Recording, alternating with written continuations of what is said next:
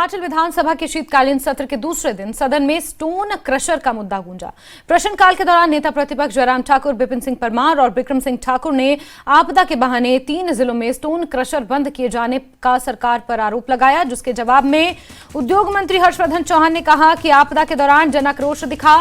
खनन और stone crusher को लेकर लोगों में नाराजगी थी। करीब 80 स्टोन क्रशर की जांच की जहां अनियमितताएं नहीं थी, उन्हें खोल दिया गया था। स्टोन क्रशर से रॉयल्टी में 240 करोड़ रुपए से ज्यादा की आय होगी। वहीं मुख्यमंत्री सुक्खू ने सदन में कहा कि सरकार नियम, कायदे और कानून से चलती है। नियमों के तहत ही स्टोन क्रशर बंद किए गए। ब्यास बेसिन में 128 स्टोन क्रशर थे, जहां अनियमितताएं पाई गई, उन्हें ही बंद किया गया है।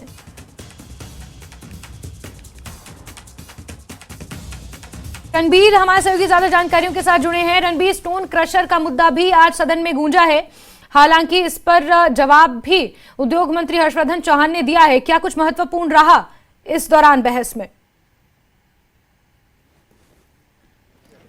जी रणबीर।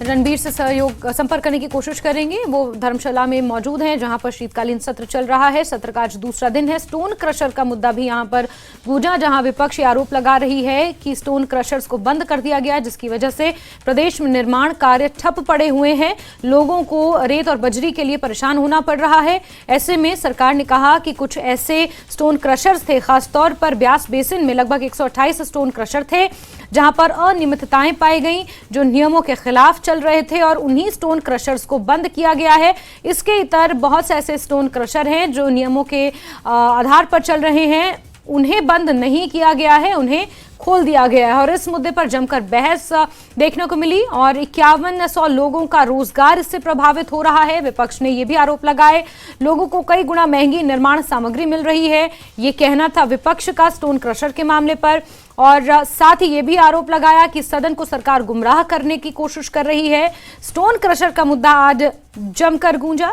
जब विपक्ष ने इस पर सवाल पूछे तो उद्योग मंत्री हर्षवर्धन चौहान ने इस पर अपना जवाब रखा।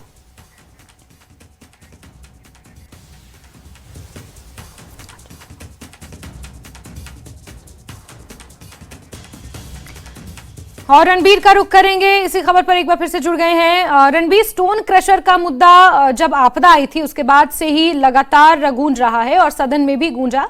क्या कुछ रहा स्टोन क्रशर के मुद्दे पर? क्या कुछ अहम बहस हुई रणबीर?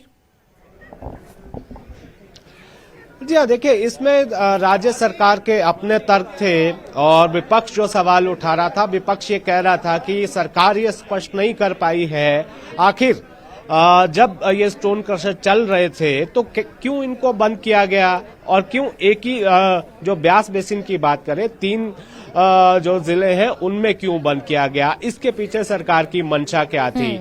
और इसको लेकर सदन के भीतर जो है पहले सवाल जवाब हुआ। विपिन परमार का सवाल था तो उस पर जवाब दिया तो वो संतुष्ट नहीं हुए, तो बिक्रम ठाकुर जो पूर्व में उद्योग मंत्री रहे हैं उन्होंने जो है सवाल उठाए और उन्होंने कहा कि गुमराह किया जा रहा है, सही बात रखी नहीं जा रही है। इन स्टोन क्रशर को बंद करने पहले बंद किया जाता है, फिर खोला जाता है। लेकिन बाहर आकर जब इसी मुद्दे पर जब सदन के भीतर ही हंगामा हुआ, विपक्ष की तरफ से कुछ कहा जा रहा था, वो ये चाह रहे थे कि इस पर और स्पष्टीकरण सरकार की तरफ से दिया जाए, लेकिन जो विधानसभा स्पीकर थे उन्होंने इजाजत इसकी नहीं दी, क्योंकि उन्होंने कहा कि एक ही सवाल को जो है इतना लंबा नहीं खींचा जा सकता, बार बार जो है सप्लीमेंट्री जो है इसमें जोड़ा नहीं जा सकता, तो इसको अलग से आप चर्चा भी इसमें लाई जा सकती है। नेता प्रतिपक्ष को ये स्पीकर की तरफ से कहा भी गया, लेकिन विपक्षी सदस्य उसी शोरगुल के बीच अगला प्रश्न लिया गया, तो इसी शोरगुल में जो है प्रश्नकाल चलता रहा, लेकिन विपक्षी सदस्य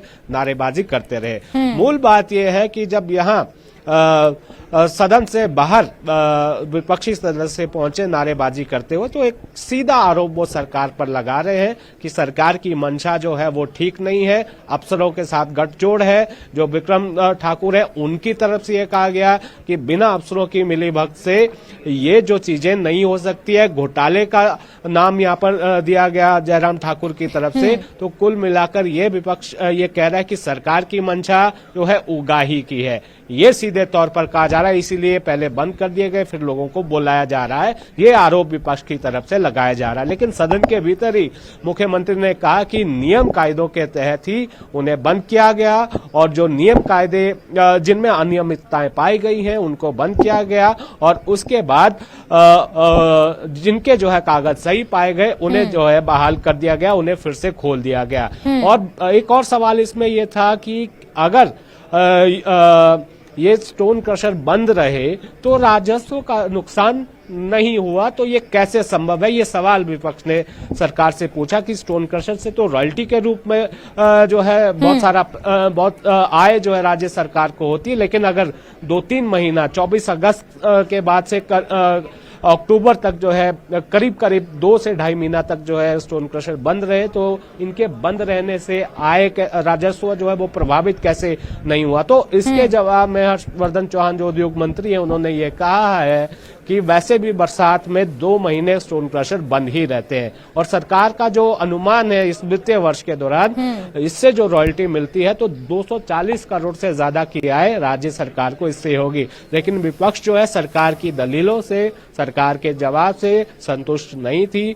जिस तरह से इसको इस तरह से भी देखा जा सकता है कि पूर्व में मुख्यमंत्री ने किस तरह से आरोप विपक्ष पर लगाए थे कि भाजपा सरकार के समय में खनन मामले में कम से कम 100 करोड़ का घोटाला हुआ है, तो उसकी जो है खींच यहाँ पर निकल रही थी।